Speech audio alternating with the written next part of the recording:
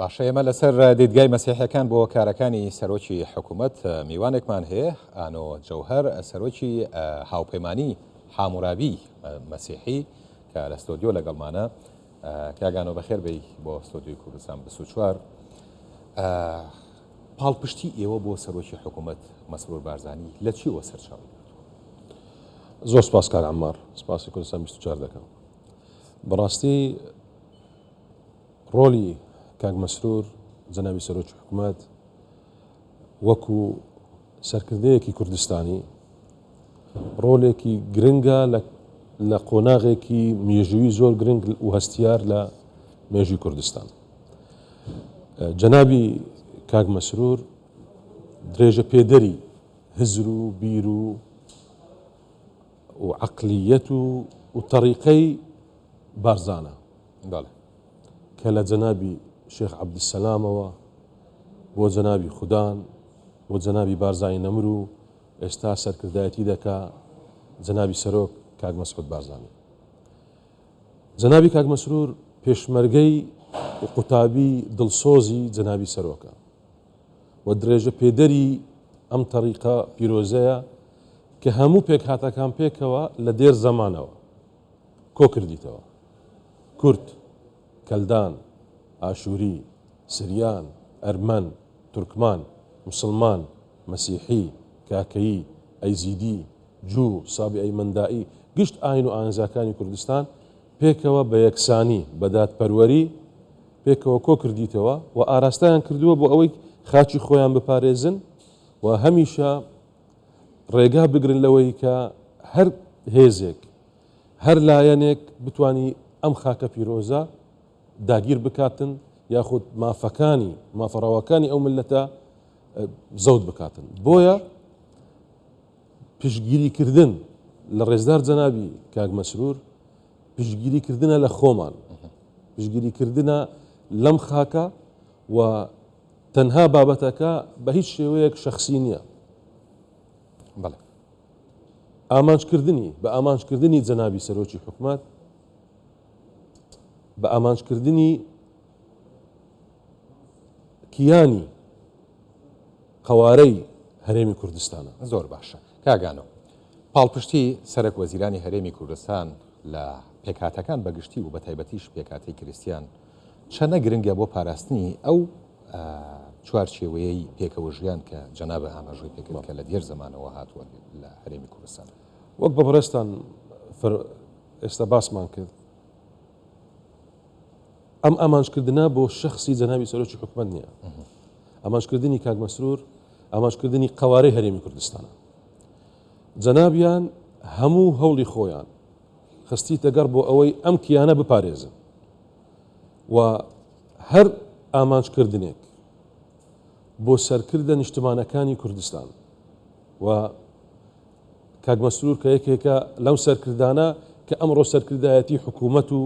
و ئەم ڕەوتە نیشتیمانیە دەکاتن لەژێر سێبەری جەنابی سەرۆک. بەڕاستی ئامانجکردنی هەموو تاکێکی کوردستانیە. هەر نیشتیمان پەروەرێک لەم خاکە مەسرورێکە. بە ئامانجکردنی سەرۆکی حکوومەت بە ئامانجکردنی پارێزەرانی قەوارەی هەرێمی کوردستانە.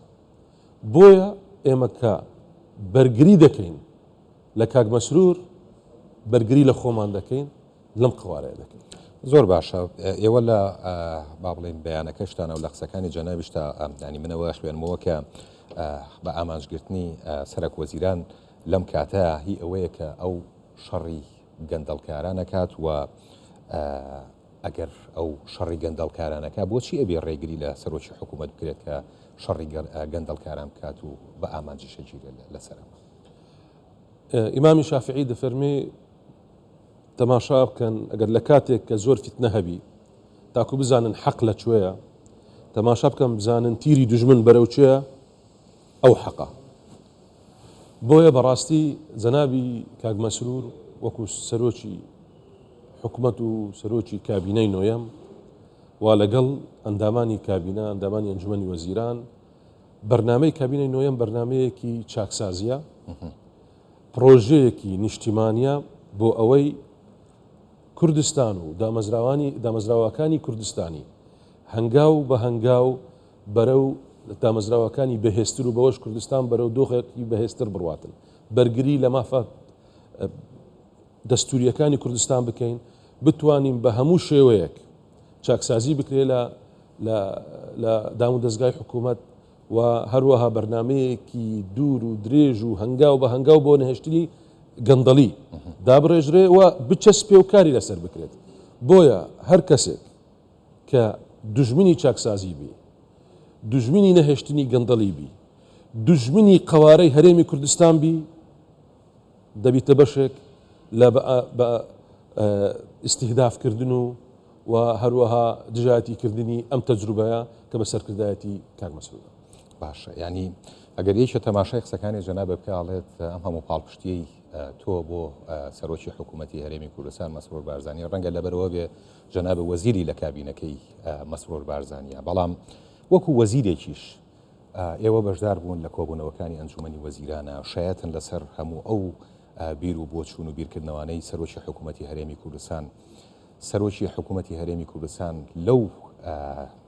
با بڵێن ئەجێندایی کە هەیبوو لەو استراتیژەی کە هەیبوو لە وەرگرتنی حکوومەتی هەرێمی کوردستان بە تایبەتی کابینەی نوێمە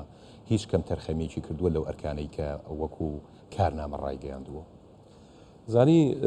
وەزیر بم یان غەفیر بم لە کار بم یان لە ماڵێ بم لەو 4-5 ساڵەی ئاخری من لە نزیکەوە لەناو ئەنجومەنی وەزیران ئێمە حاڵی بووین لە کەسایەتی جەنابی کاک مەسعود شەو بوو کاک عەمار برادێک لە خەڵکی حەمدانیە قەرەقۆش بەغدێدا ناوی هەیمەن بوو سڵاوی بۆ دەنێرم تەلیفۆنی کرد بە گریانەوە گوتی ئانۆ سووتاین ئێستا وابزانم 11 مانگا خەریکە ئەم کارەساتە کە ڕوویدا لە حەمدانیە ئەم هەموو خەڵکە سووتان تەلیفۆن کرد لە بۆ جەنابی کاک مەسعود گوت جەنابی کاک مەسعود مەسیحیەکان هاواریانە و قاعەیەکی گەورەی حەفلە و ئاهەنگ دەسووتێ لە حەمدانیە هەموو هێزی کوردستان هەموو ئیسعافی کوردستان هەموو ئاگرکوژێنەوەی کوردستان هەموو ئەوەی پێی کرا جەنابیان کردی لە خلالی چەند دقەیەک لە دهۆکە و لە هەولێرەوە بەرەو حەمدانیە و جەنابیان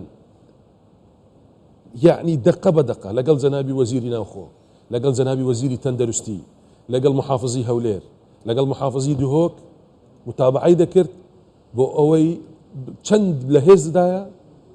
یارمەتی ئەم مەسیحیانە و ئەو کریستیانە بداتن لەم کارەساتە گەورەیە من ئەو مووقفە شخصیە لە غەیری دەیان مووقفی دیکە کە دەرفەت نییە لێرە باز بکەم چەندین قەرار بەبێ ئەوەی باس بکەم لە بەغدا دەرچووە دژ بە مەسیحیەکان دژ بە ئازادی مەسیحیەکان و ئەیزیدیەکان و کاکەیەکان غەیرە موسڵمانەکان لە بەسەرکردایەتی کاک مەسرور ئەم قەرارانە تەمریر نەکراون لە ئەنجومەنی وەزیرانی هەرێمی کوردستان بۆ لۆ لەبەر ئەوەی جەنابی کاک مەسرور وەکو سەرکردەیەکی نیشتیمانی کوردستانی بیر دەکاتەوە وەکو قوتابیەک و پێشبەرگەیەکی جەنابی سەرۆک و ئەم ڕێگایە پیرۆزە کەواتە ئەکرێ بڵین نەک تەنها بۆ پێکاتەکان بۆ نێوان شارەکانیش سەرۆکی حکوومەتی هەرێمی کوردستان لە میانی کابینەی نوێیە ئەو جیاوازی نەهێشت کە زۆر قسە لەسەرەوە کرێکە جەنابی کاک مەسرور نە هەولێریاتی دەکا نە دهۆکایەتی دەکا نە سلێمانچایەتی دەکا کاک مەسرور کوردستانیە و ئەو ئامانجەکردنا لەبەر ئەوەیە باوەڕی بە کوردستانی بوونە کاک مەسرور لە کنی کەرکووک کوردستانە هەولێر کوردستانە هەڵەبجە کوردستانە هەموو خاکی کوردستان لە کنەوی پیرۆزە کاک مەسرور کە لەگەڵ لایەنی دیکە دادەنیشی باوەڕی بە دانوستاندنە باوەڕی بە تەسلیمکردن نییە بە هیچ شێوەیە بۆیە باوەڕ بکە هەروەکو جەنابەت گوتت بەڕاستی مەسئولیەت لە لای کاک مەسرور کە دادەنیشین و جەنابیان ڕێنمایی دەکاتە وەزیرەکان چەند مەسئولیەتت هەیە ئەوەندە مەسئولی بەرامبەر خەڵک و ڕێژەی تەقییمت هەڵسەنگاندنت ئەوەیە چەند خەڵک لە توو ڕازیە بۆیە من لەو باوەڕەدام هەر ئامانجکردنێکی جەنابی کاک مەسرور ئامانجەکردنێکی بۆ کیانی و قوارەی هەرێمی کوردستانە و بەڕاستی کەسایەتیەکانی قیادی کوردستان دەبی هەمیشە ئێمە بە هەموو هێزمان بیان پارێزین لە بەرەوەی ئەوانش ئەم قوارەیە بۆ ئێمە دەپارێزن. بۆیە ئێمە لە وەکو کریسیانەکان وەکو کەلدان و ئاشووری و سریان و ئەرمەن لەم باوەڕەداینا کە دەبێت هەموو لایەنەکانی سیاسی کوردستان لەم قۆناغ هەستیارەیە لە مێژووی کوردستان یەک بگرن، ڕێز لە سەرکردایەتی نیشتیمانی بگرن و هەنگاو بە هەنگاو بەرەو هەڵبژاردنێکی بێگەرد و شەفاف و سەقامگیر بڕۆین لە کوردستان. بەڵێ ئانۆژەوهەر سەرۆکی هاوپەیمانی حامورابی مەسیحی زۆر سپاس بۆ بەڕێز. سپاس.